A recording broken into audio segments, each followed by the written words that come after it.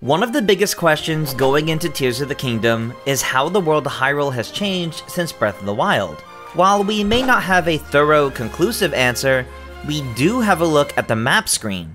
We took a look at the map ourselves, and thanks to Stephen Totilo on Twitter, we also have a direct comparison between the maps near Hyrule Castle in both games. So, let's take a closer look to see what's different. Starting off, taking a look at where we were when we were in the surface of Hyrule. We were slightly northwest of Lake Kolamo, near the Exchange Ruins. This large rock or cliff was transformed into a bokoblin camp, and of course, there's a new Sheikah Tower situated right on top of it. Looking a bit to the north, we can see changes due to Hyrule Castle being lifted up in the sky, with the Malice even depicted as pink on the map. But what's more interesting is just south of the castle. What was formerly the Sacred Ground Ruins is now the Lookout Landing, with a tower and the symbol for a town. It may not be a full-on village like Hateno or Kakariko, but it's very likely a small civilized location with various NPCs to be found. Perhaps even Sheikah around the new tower.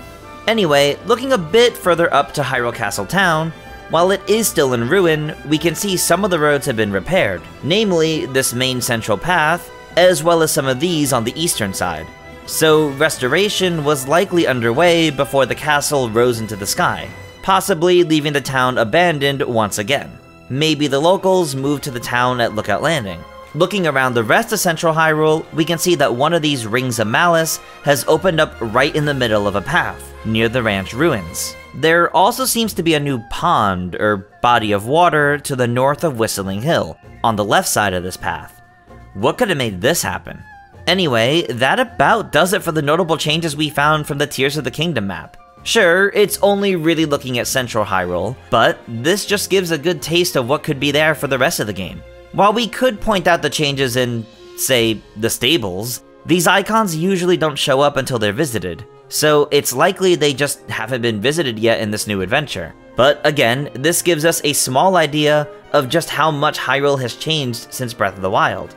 There may very well be some substantial ones that we've just yet to see. So, thank you all for watching, and stay tuned to GameXplain for plenty more on The Legend of Zelda: Tears of the Kingdom. Until next time, farewell.